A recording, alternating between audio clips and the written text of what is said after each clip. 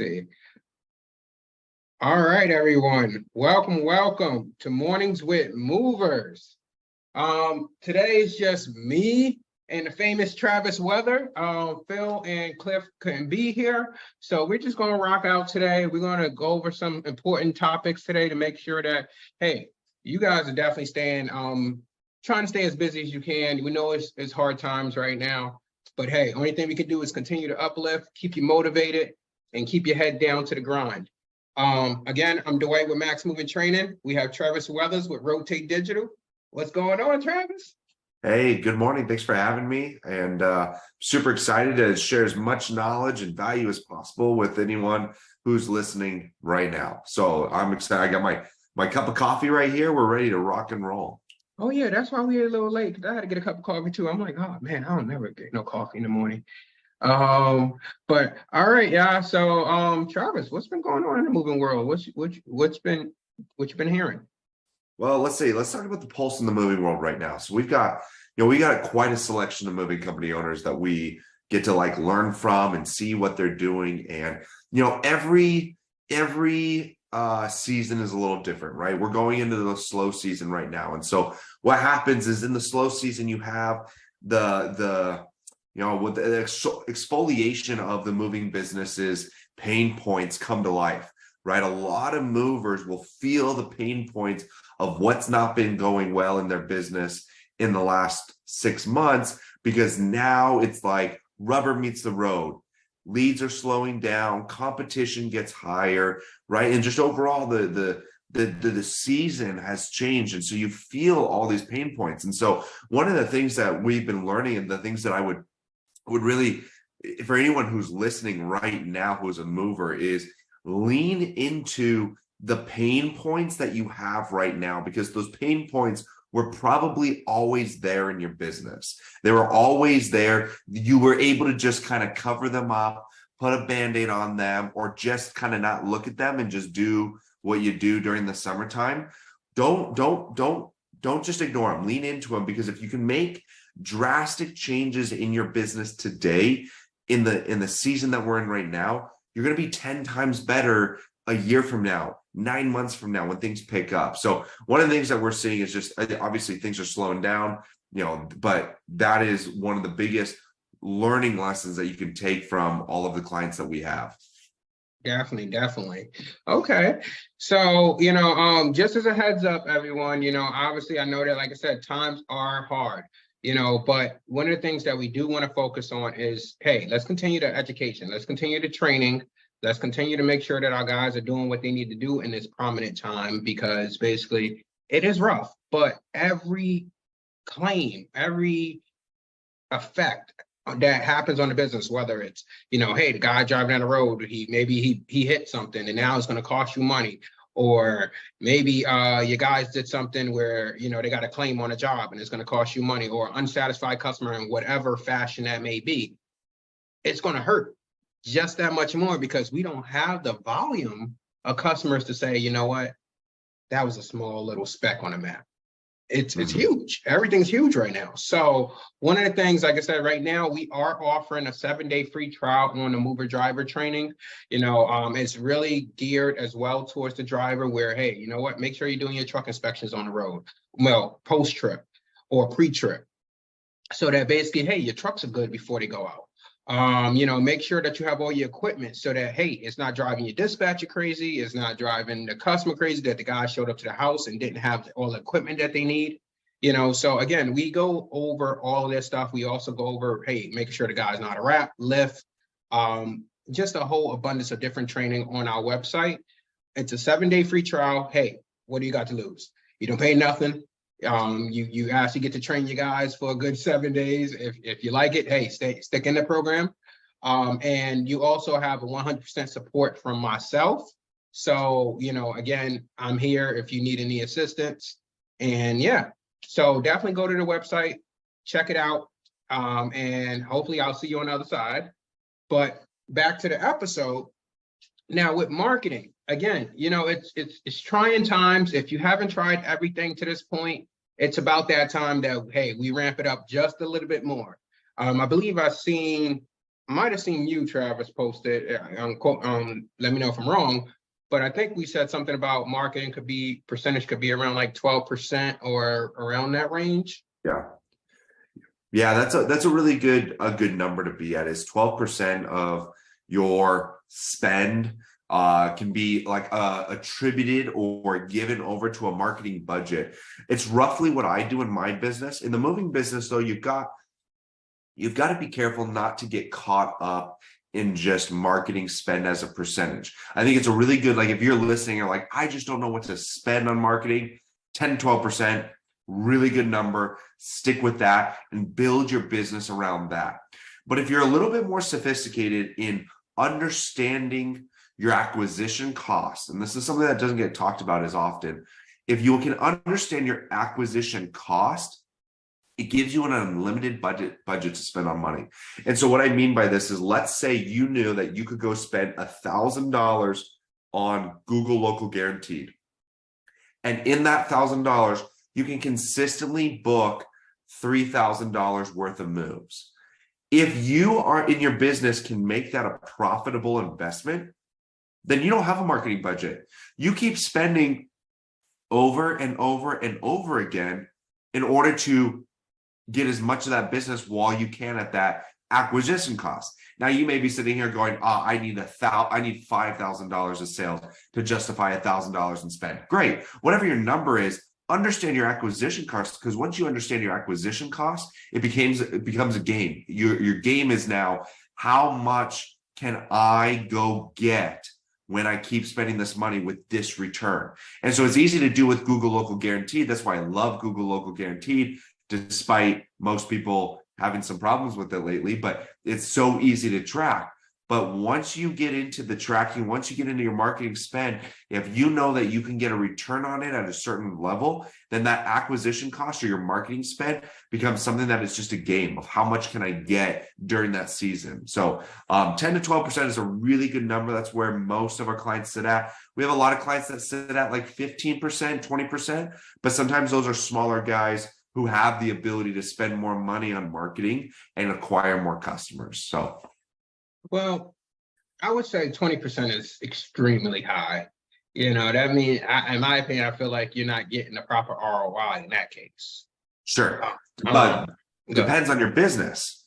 If you're the only person on the truck on your company, and you and another guy are on the truck, you're making more money take home than if you're sending two guys out. And so that company can spend more money to acquire a customer. I agree. 20% for most companies is high, but you may have some listeners that are sitting here going, hey, I'm on all my moves right now, right? So they can spend more money to acquire more customers, which means they can beat out people who aren't willing to spend that money. True. I would think that would probably be in reverse, though. Wouldn't you say, like 20% of your gross revenue? So if, the more money you're spending in marketing, that means you're generating less money at the top line, right? Well, the way I'm looking at it is, if you're spending more money on marketing, you're acquiring more moves on the top line. So yeah, you're never wanted to be spending money on marketing and not generating more and more on your top line. Mm-hmm. So if you're spending more money, you should be acquiring more moves or acquiring more gross revenue. So if I spend on average, let's just say I do $50,000 a month in my moving company, mm-hmm. right? I spend $5,000 a month. So you can know roughly your acquisition cost is, I spend $1,000, I get $10,000 back. Well, now if I go and double my marketing budget, my goal, or at least my target goal, would be to double my revenue. Now that's mm-hmm. not all easy. It's easy to say, harder to do, but that is the game that you play. You go, okay, could I hire this marketing company to do this for me? Okay, well, they could get me XYZ return. Okay, what about Google Local Guaranteed? What about Yelp advertising? What about, and that's where you play the game of like, what kind of advertisers am I paying to get me close to this return? Gotcha. Okay. So I guess as far as going a little deeper with Rotate, is there any foreseeable future plans to expand on marketing for the movers in the industry? Yeah, it's a great question. So we We only specialize in working with moving companies, and we only specialize in doing SEO. It's what I believe is one of our unique selling points, because when you look at all the marketing companies out there, even in the moving industry, they all do SEO and PPC. And we're probably at this point one of the bigger companies out there. And I can tell you right now, it's really, really hard to do PPC well. And it's really, really hard to do SEO well. And so if you're going to offer both as a company, you have to be extremely ready to get great results on both. And what normally happens in an agency is they offer both Google Ads and SEO. And if they don't have the team set up, the quality checks set up, one is usually overcompensating the other. Google Ads is usually overcompensating SEO, and they call it a marketing strategy, but you're just spending a ton on Google Ads. Or SEO is doing really well, and Google Ads is draining a budget, and you're not getting your best return on investment with money. So right now we just offer SEO, and it's one of our unique selling points is that is all we specialize in and all we focus in. But in the near future, we are looking to add on Google Ads. We're probably going to be adding on actually a Facebook ads before adding on Google Ads, because it's a lot more easier with a really bigger opportunity, easier to execute, smaller money spent, but a bigger opportunity. So we're probably going to add on that next, and then eventually open up and add on Google Ads. So that's probably where we're going to go. Nice. Now, I've been hearing very mixed stories about Facebook ads, especially for movers. Only because, hey, some people have great results with it. Some people like, I didn't get a lead from Facebook. And that's his own, it's opinionated, are you running the ads properly? Or what is your target market? Granted, most people probably aren't on social media looking for movers, so a lot of people were doing the Facebook marketplace. Like, let me advertise my company in the Facebook marketplace. And I don't know if that's giving great results or if it's just, a spam post. Yeah, so I can share a little bit about the insight on Facebook advertising. So if you're sitting here today and you are like, man, I'm a go-getter, right? I can take action. What would you do on Facebook ads to take action? Well, the first thing I would do, and the thing that we see have the biggest results, and we're still in our testing phase. We're testing it out with different moving companies. So if you're sitting here going, hey, I want to be a tester, we do this for free right now for certain companies. So if you're like, hey, I want to be a tester, just reach out and say, hey, I've been told I can be a tester for free. But in the Facebook ads, one of the easiest, fastest ways to get a better return on all your money spent on marketing, including your SEO, including all your other advertising, is retargeting ads. So retargeting ads says, hey, anybody who's come to my website in the last 30 days, let's say, I want to send an ad to them. If we can find them on Facebook and Instagram, I want to send an ad to them about my moving company. Well, what is so cool about that is, let's just say you spent, $75 to get a couple clicks to your website for your moving company. Well, now if they leave without filling out a quote form, now you're hitting them not only on Google Ads, because your PPC person on Google Ads should be doing retargeting, but now you're hitting them on Facebook and Instagram. Phenomenal opportunities to just be the eyes for all of them over the next 30 days while someone's looking for a moving company. So if you're sitting here today, you're going, I want to do something, I can do this on my own. Go and install a pixel on your website and set up a retargeting ad campaign. Now, what that ad campaign can be about, that's a tough one, because that's where all the testing and like, do we market it about us? Do we talk about our value, right? But the idea is to get eyeballs on your ads. And so that's the number one thing that can get you the most return really quickly.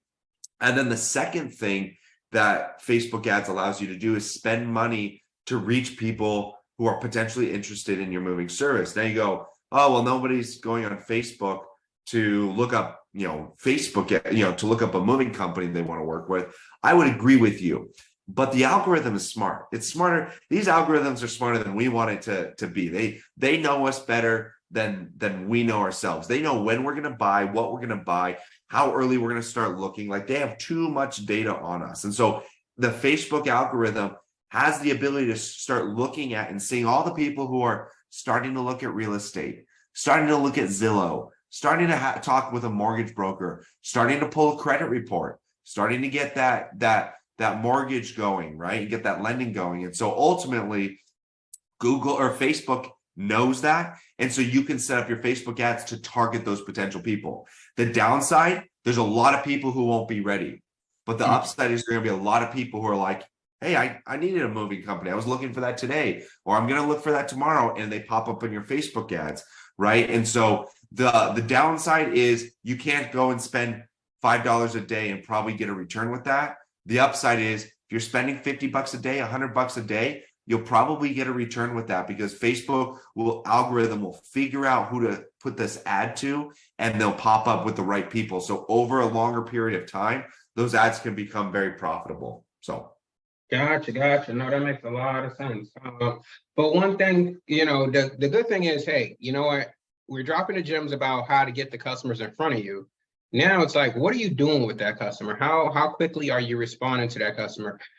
There's a lot of systems nowadays, whether it's the CRMs or there's actually platforms where you can merge. Like I was using this company called Agora Posts, and basically they allow you to see comments on wherever you're posting ads or wherever you're posting something. So if you're doing like your own marketing post and you're saying, well, hey, I want to schedule this post to go out Friday to Instagram, to TikTok, to Facebook.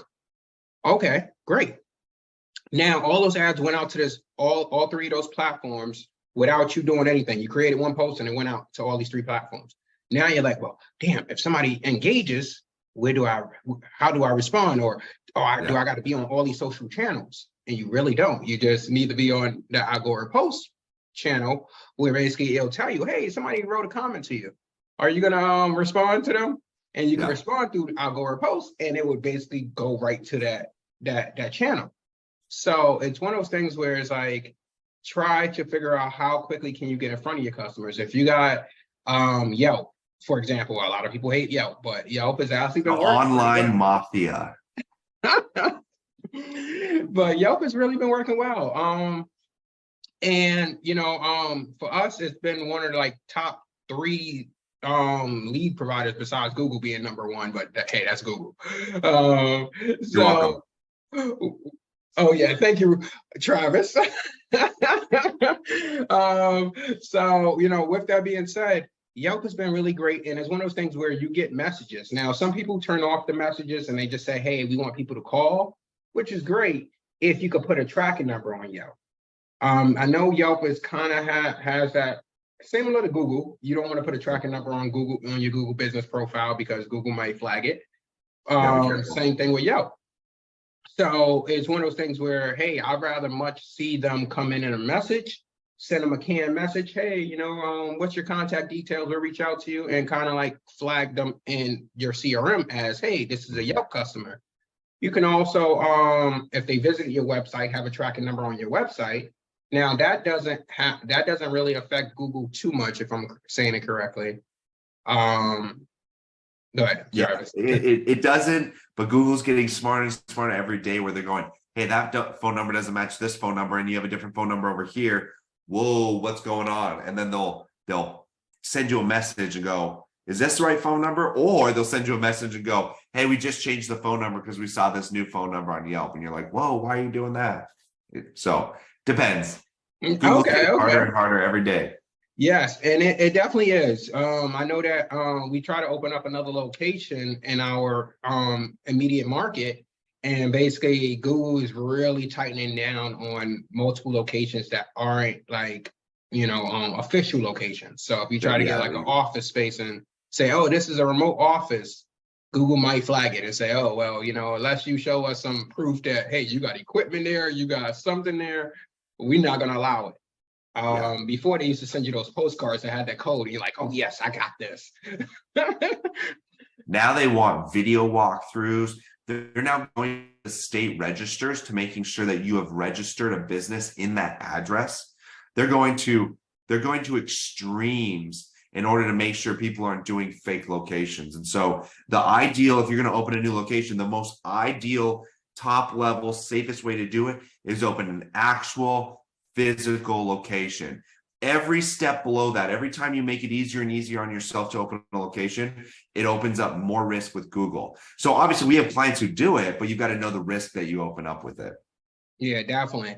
Also with sales, you got to make sure your sales team is dialed in with all of this stuff. You know, how quickly are they getting to leads? Are the phones constantly ringing? If the phones are constantly ringing and you have, say, 2 or 3 reps, hey, you know what? Sometimes you might have to hop on that call, or whoever. You know, obviously we don't want to always hop in because you're like, well, hey, I'm paying all these people to do it. You know what? Let that phone ring or let it go to voicemail. Or hey, that's a potential sale. You know, you got to think mindset from the consumer. Hey, they let the call go to voicemail and then now they call me back. You know, it's like, well, hey, you know what? They didn't answer their phone. Think if it was you.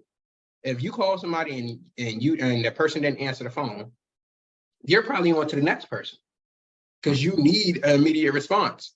I think one of the things I hate the most is you call someone, they finally answer the phone, and then they say, oh, let me schedule an appointment and I'll have somebody, how's tomorrow work? Or how's 2 days from now work?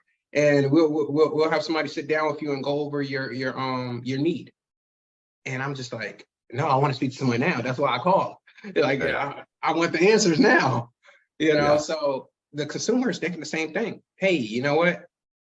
I called, they didn't answer, or they did answer, and then they took down my information, inventory, everything, and then they said, hey, I'll give you a call back with a quote.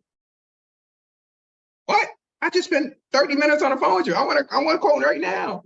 Oh, well, I got to comprise everything. I'll get back to you, probably give you about like in half an hour or an hour. Well, I just spent a half an hour or hour with you. So, you know, it's one of those things where it's like, hey, we got to try to change up our sales approach, dig deep, figure out what aspects of our sales we can look to improve on. Even if our booking percentage isn't as high as we like it, some guys are saying, oh, our booking percentage is 50%, 60%. That's great. You know, but are you exhausting all your marketing sources? Right. Because it's a filter. I was averaging, I think, 37,000 leads a year. And people are like, oh, that's a lot of leads. Or some people might say, oh, that's all, you know, but with those amount of leads, we know that all those customers aren't going to be good customers. Right. You know, but if you only have 500 leads coming in and you're just like, well, our percentage is 60, 70%. Are you doing yourself a disservice or, you know, or what? Because some people aren't even touching third-party lead providers. They're just like, oh, yeah, I'm going to just do Google Ads, Google Guaranteed, and PPC.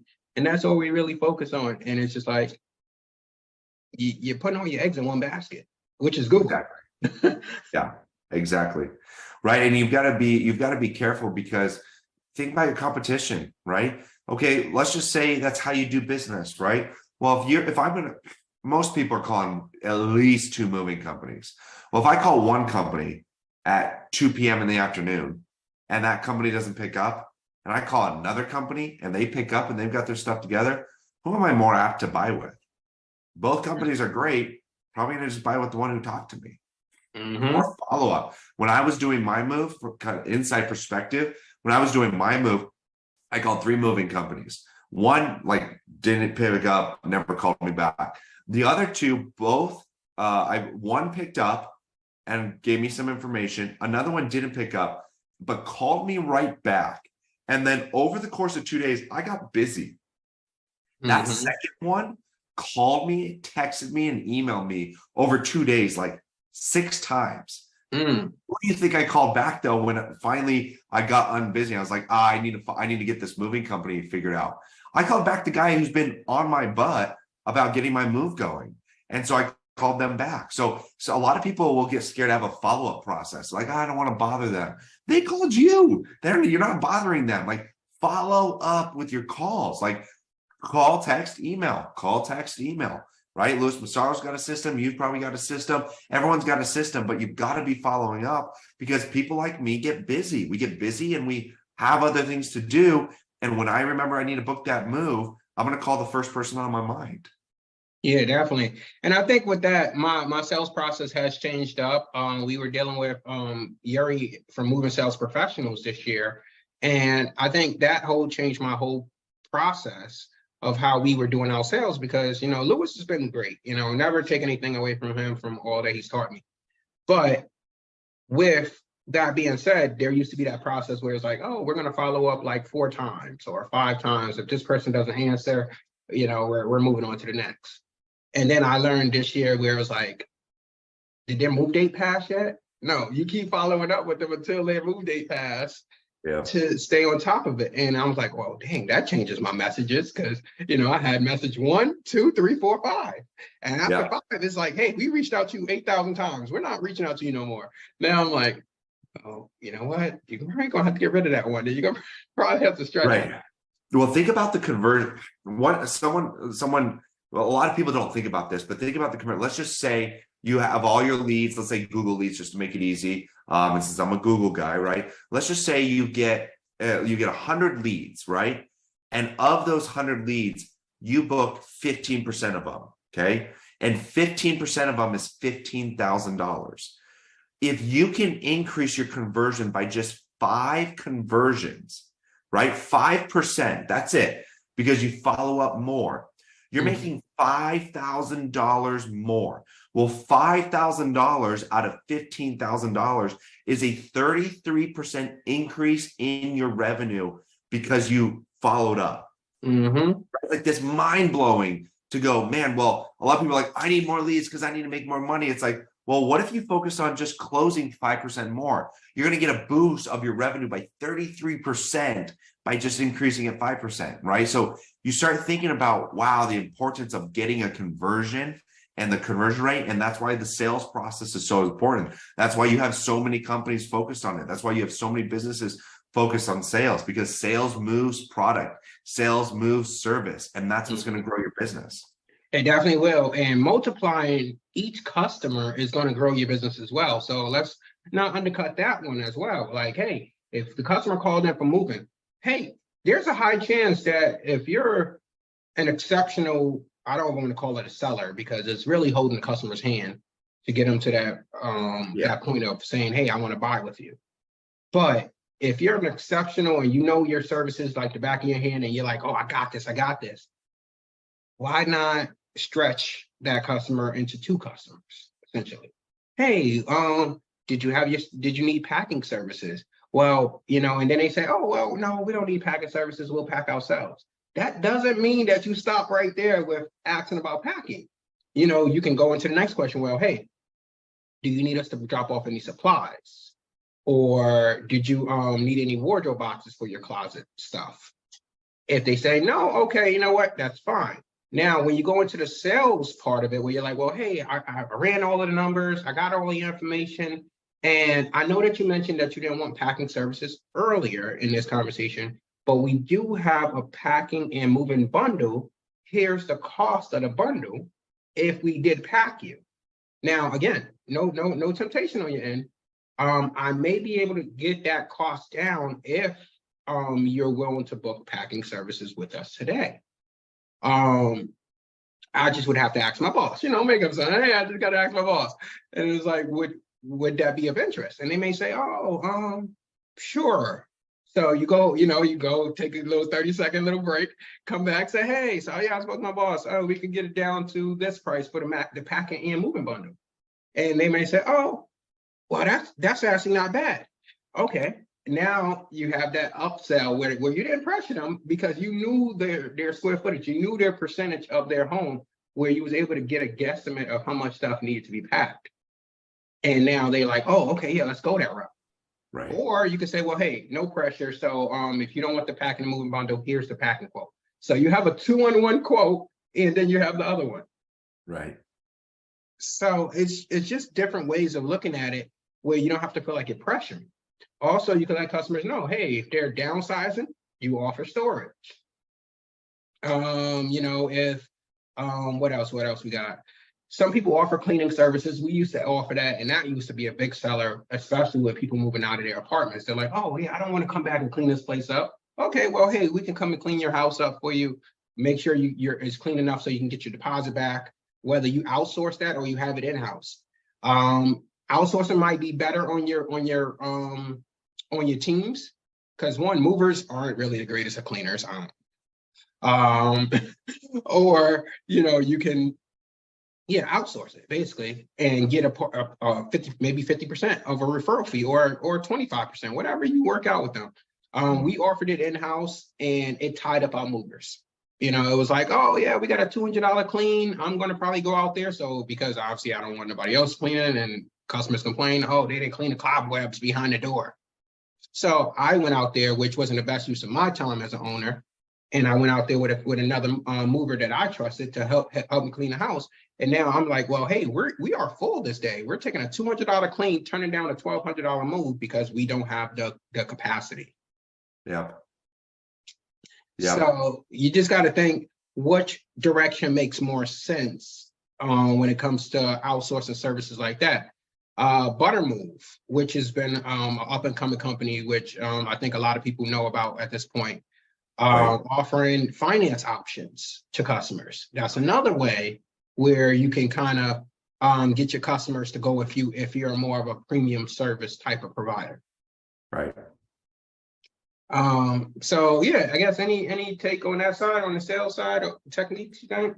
Yeah, I think I shared my stuff with it, but yeah, I mean, just to repeat what you said, like time is valuable, and you've got one of your scarcest resources is your employees and the time they have. And so I think you made a great point of saying, hey, when I'm booking or I'm having them clean for $200, that makes no sense when I could be doing a $1,200 move, right? I think that outsourcing is a great idea. Contract out the things that are not the best use of your team's time, and make the money from the referral. But now you can scale that. You can sell that to every customer, and it's just a normal routine where you can't sell cleaning to every customer if you're doing it in-house. So you made great points there. Okay, yeah. So I would say, I know one of the times, going back into my little history stories, we offered painting services. So it was like Max painting and Max cleaning. And so it's like, we're going to do it all. And we did, I think, this one painting job. And the one painting job was a whole week. It took like a whole week because the customer wanted so many rooms painted. And, you know, so just going back and forth to Home Depot, getting materials, making sure everything was taped off, making sure we did all this stuff. And I hate measurements. I hate all that stuff. Like when we go to customer's house and they're like, oh, kid, do you got your measuring tape so you can measure the doorway to, you know, see if the sofa's going to fit? And you get to that point of being so comfortable using your eye measurement, you're like, yeah, look at the sofa. No, that ain't gonna fit. But with painting is one of those things where you got to be very detailed on everything. You got to come back at least a couple of days. So you got to see this customer more than you want to see them. And with moving, it's just so simple. Hey, pick up the stuff, put it back down in a new house, and you ain't never got to see them if you do a good job. So it was just like, you don't really got to think that hard, angles, lift it up, wrap it, whatever you got to do. It obviously wasn't in that particular order, but you know what I mean? Yeah. Well, again, and it goes back to where your skill set is. Lean into your skill set and what you're good at, right? You're not good at painting. You're not good at cleaning. You're good at moving. Lean into that and do more and more of that. Your reviews will go up. You'll have better reviews, better customer experience. Your business will grow. But you have a really good move and then you do a crappy job cleaning, or a really good move and a crappy job with the junk removal or the painting or whatever it is. It brings the value of your entire company down. And it's a risky game to play if you're a moving company owner. Yeah. And like I said, there is a lot of diversification. So even within the moving, if you say, well, hey, I want to do a lot of final mile delivery, or I want to do commercial moving, or I want to do whatever. Piano moving. Yeah, all of that. So it's like there's a lot of really diversification, but it's like, hey, find your niche. Don't do it all. Commercial is his own deep rabbit hole. Final mile delivery could be his own deep rabbit hole. Whatever, just find your niche. Maybe one or two. Obviously, you don't want to be limited to just household goods, especially in this day and age. But obviously, commercial is a whole different animal too. You're like, hey, do you know how to take apart this? Do you know how to handle yourself in a commercial environment? Because it's not the same as if you were in a residential environment. We went on, I think, a commercial move one time, and we had to sit around for like 9 hours. They had 3 trailers, 3 55-foot trailers, and they was relocating a store. But there was teams. our team kicked in last of the three. And basically at the end, once everything was moved, boxed, put it onto the first two trailers, we had, I think, the third trailer where it was like, hey, we want you to move all of the furniture. Now, we don't want you to stack them. We want you to kind of floor load them.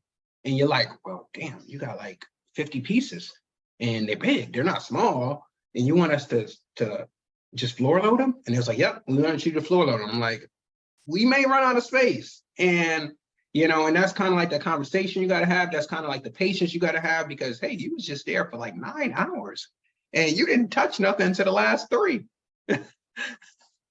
So, but commercial does pay, you know, similar to long distance. Long distance does pay a lot of money, but it comes with a lot more headache.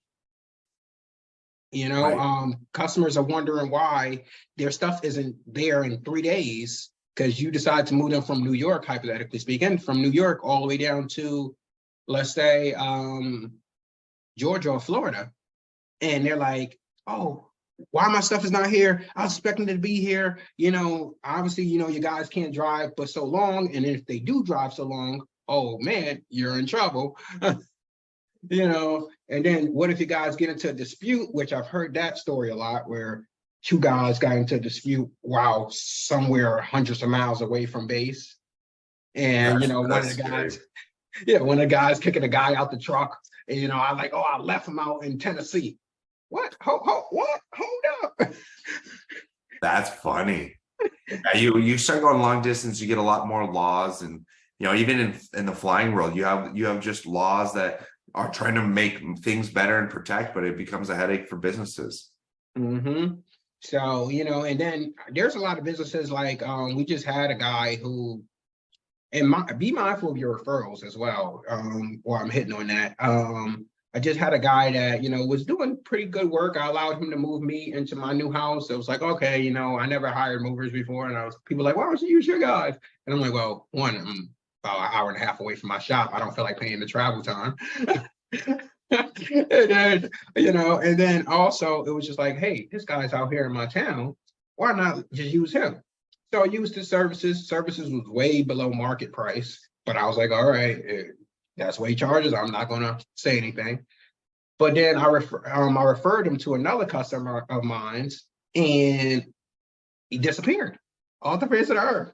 And the customer paid him everything at this point, but he never moved there. I was like, OMG, never again. I refer, you know, a smaller guy because it's just, they can just up and disappear without penalty. Business opportunity, new moving business in Utica. Yeah.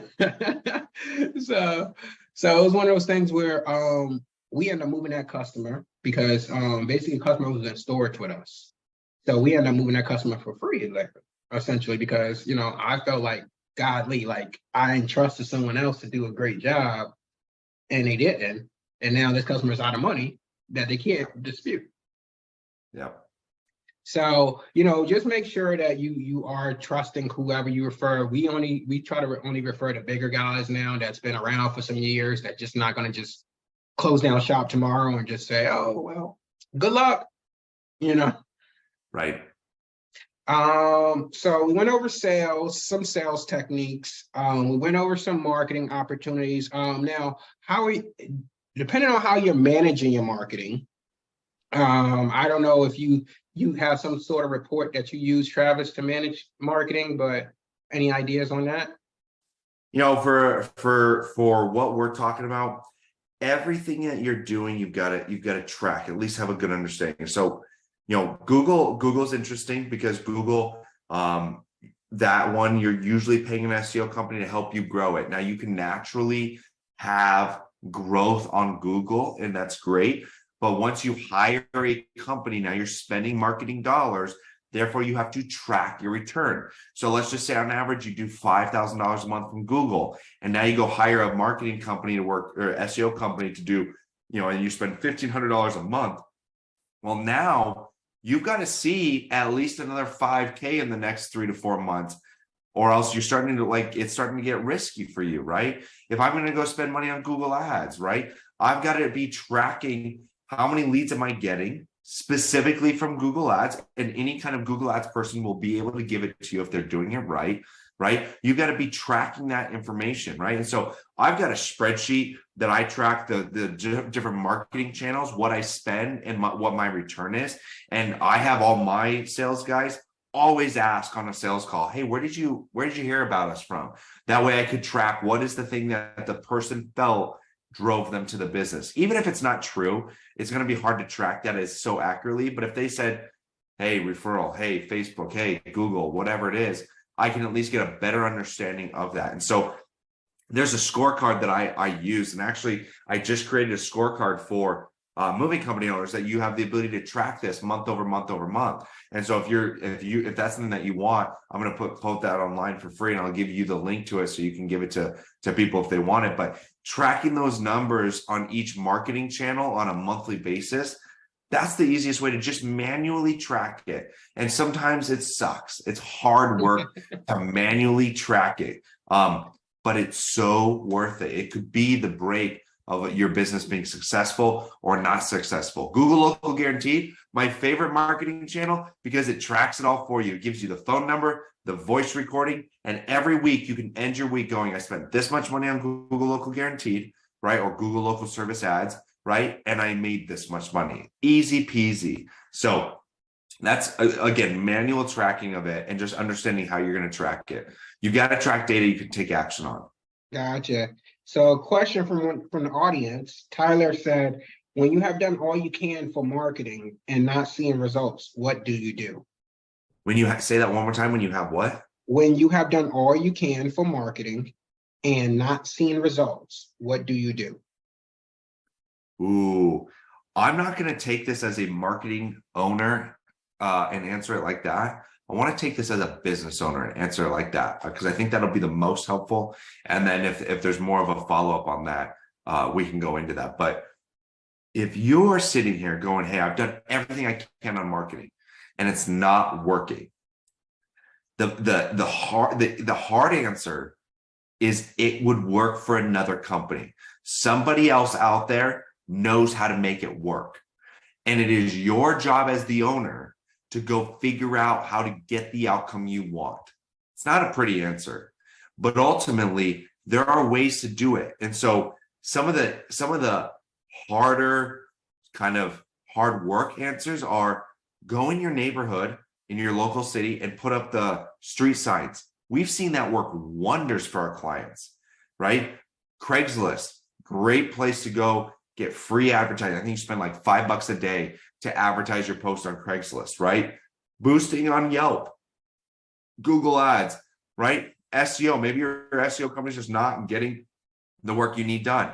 Or look at your competition. Maybe you only have 10 reviews and you're at 4.5 stars, and all your competitors in the marketplace have way more reviews and way better stars, right? Like, okay, that may be why your marketing's not working. Or final answer here, go and ask, go sit, hey, I'm going to do the hard work. I've had moving companies do it to me. I've seen other business owners do this. Go and sit down once a week with a new moving company owner and go, hey, I'm growing my moving company. You've got experience. I'd love to sit down, get coffee, or just do a Zoom with you and pick your brain for 30 minutes. Would you be able to do that? Most of the time, almost 99% of the time, owners are willing to share what has worked for them because they want to help. And it will help you figure out what you're doing wrong and what you need to change. So if you're sitting here going, I've done everything I can on marketing, you either haven't found what works and haven't done a marketing channel that works, or the people that are leveraging or the leverage you have on each channel that you're doing is not good enough. If you're doing SEO with an SEO company and they're not getting you SEO results, time to find a new SEO company.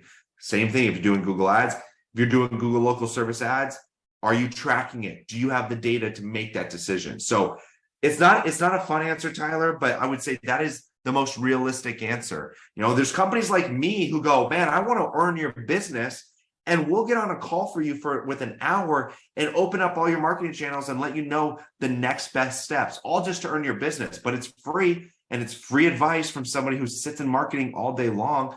Go and take a sales call. Let them talk to you about their services. Meanwhile, you get all the value you back. You don't have to buy with them.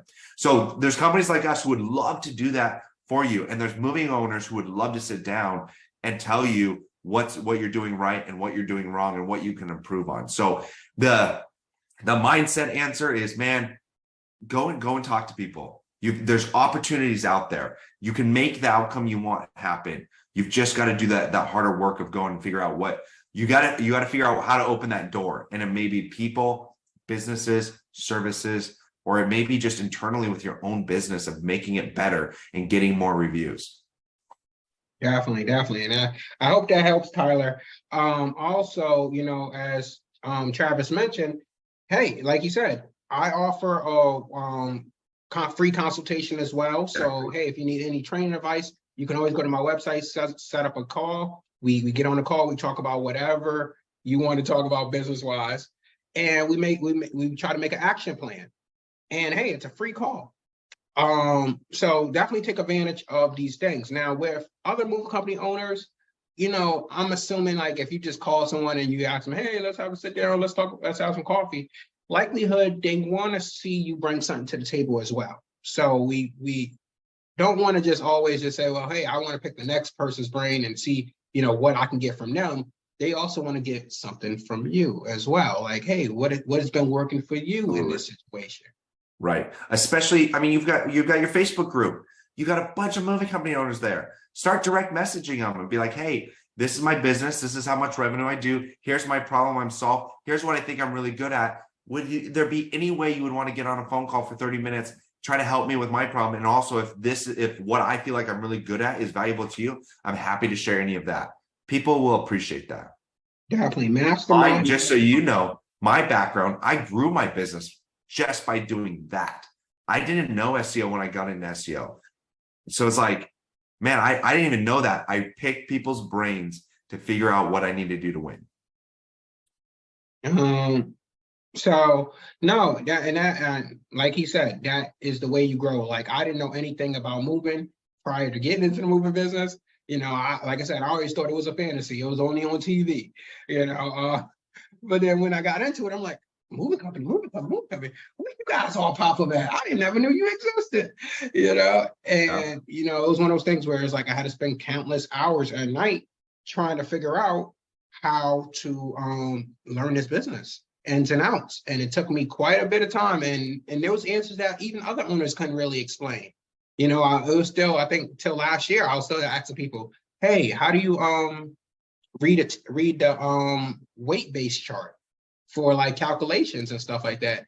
And people like, oh, I don't know. I just had my own person develop it, and and that's what we go off of. And I'm like, what? Like, yeah. It works some way. It has to work some way. Somebody must know about this. And it's just like, there's just going to be questions. How much do you pay yourself as an owner? The mystery question. I love asking that question to other business owners. How do you pay yourself? What's your mindset? Some people have different mindsets. I love to learn because it helps you craft what you're going to do in your business. Mm-hmm. So, definitely, like I said, diversify. Marketing doesn't end at the lead providers, y'all.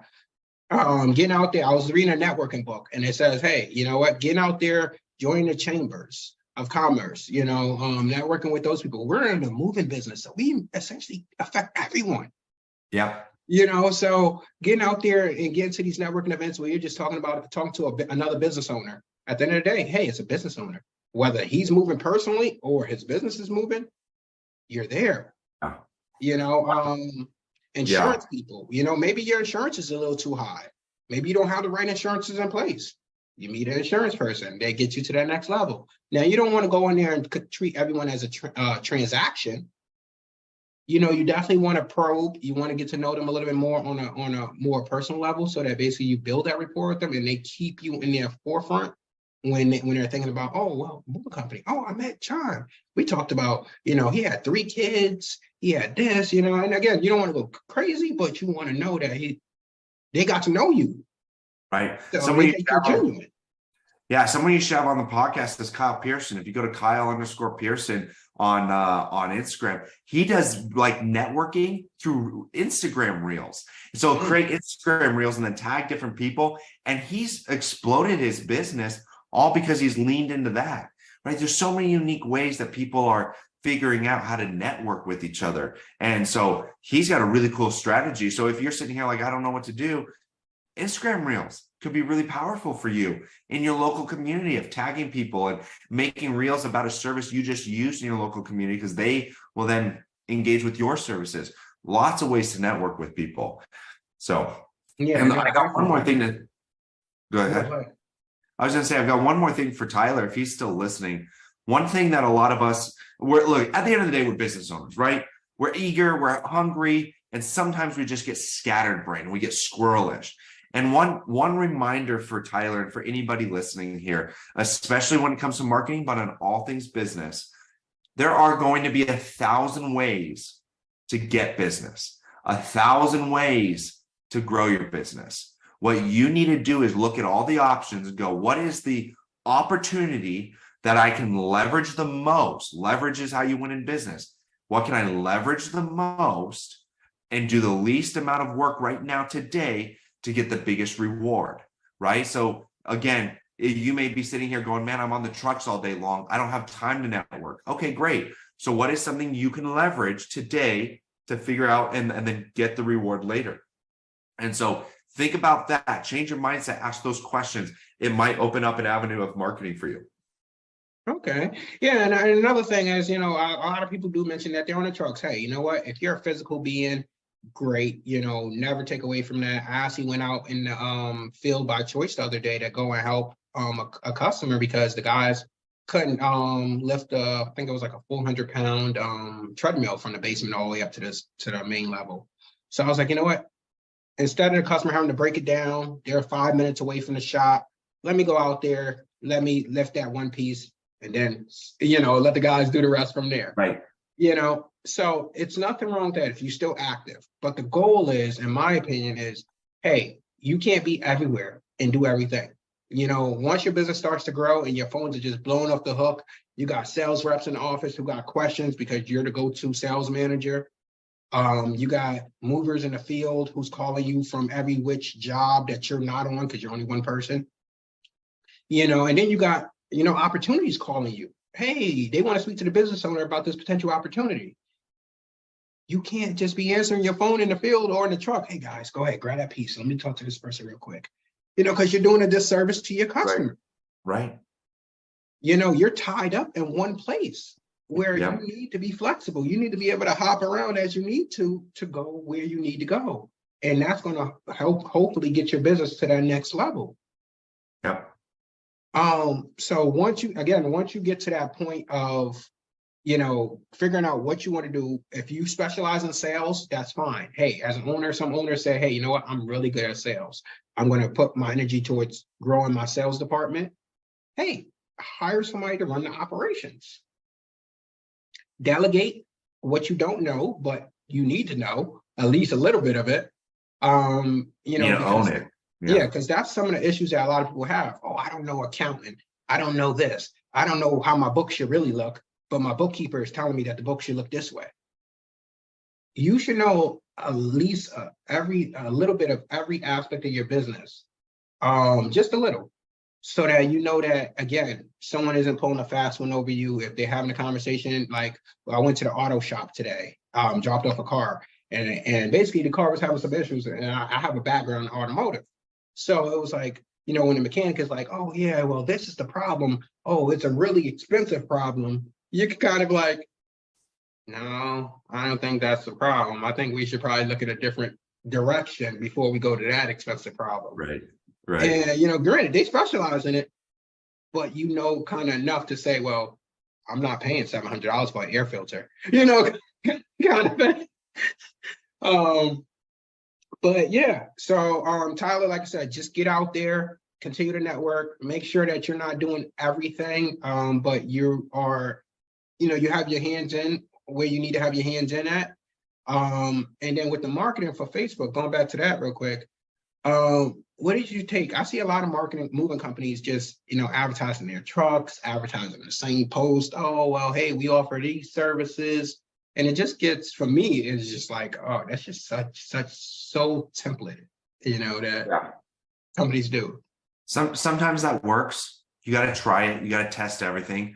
Ultimately, the goal is you create enough value in that ad where someone goes, man, I want to work with this moving company. And so figure out the pain points that your audience has. I would say a lot of them have the same pain points, but all of them are unique in their own way. Your local town may have different pain points than another local town, right? So figure out how to hit those pain points and create a story. One of my personal favorite ways is to just do a testimonial of like, John lost his couch in a move because he chose a bad moving company, right? Or whatever. And just share a testimonial of somebody who's worked with you and all the benefits of working with you. Because then I see that ad and I go, hey, like John had a great experience with this company. I need a moving company. I've already been to their website. Now I see their ad. Let me give them a call.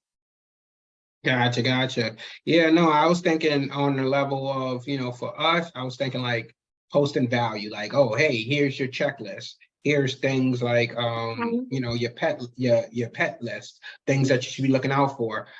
Tim Callahan, no, Tim from, wait, what is it? Moversville, yes. Yeah. Does a really great job at, different topics every month where he talks about, hey, how you could be home improvement stuff. Yeah. What's going on in the local community if you want to talk about stuff like that. And it's just amazing, how you could be diversified in what you're talking about versus saying, hey, you want to move with us? Call us today. Yeah. So just constantly dropping gems in front of people. Not just selling your service, but being like educational, approaching them. Hey, this is what you could be doing for your home improvement. Fall is coming. The leaves are dropping. Here's what you can do. Be setting up for Halloween. Here's some great ideas. Yeah. And with those approaches, now like, Edge Movers or John's Movers, they told us about this. You know what? Let me reach out to those guys because those guys they're not even been selling me. They just been in my ear or. So I don't know. I find that to be helpful. But anything on your end before we take off, Travis? Yeah. No, I just say this is great. I think there's a lot of value in this podcast today, and for any of you guys who are wanting to see a return on some marketing spend and grow their business, obviously. That's what we're here for. But you've got a wealth of knowledge between the stuff in this Facebook group with Dwyght. Like you've got so much opportunity to grow, to learn, to get better. And so just lean into it this season. Lean into just going, hey, how do I make my company significantly better in the next 6 months? And you'll set yourself up for success. So I really appreciate you having me on the podcast today. Oh yeah, definitely. And everybody, just as a heads up, so we have an amazing episode next week that I'm gonna be advertising a lot because we definitely got to get the numbers up for it. But we are having our 25th episode celebration next week where we're inviting Travis, we're inviting you back. We're gonna have all of our past guests that were on our episodes show up all in one place, an hour of impactful dropping gems. So we definitely want everyone to show up. If you could show up, again, some of the people we're going to have in place, we're going to have Winston from Move Up Consultants, so questions about hiring, employee stuff. We're going to have, hopefully we have Travis back talking about marketing. We're going to have Yuri talking about sales. We're going to have Jay Burnham, giving us knowledge from all over. So we're going to have so many people, and I was just spitballing a few people that's going to be on that show, but we hope to see everyone there. Have your questions ready. And we're going to have a really great episode. So we do hope everybody show up next week. Again, I'm Dwyght with Max Movement Training. We got Travis with Rotate Digital, and we will see y'all soon. All right, y'all. Bye.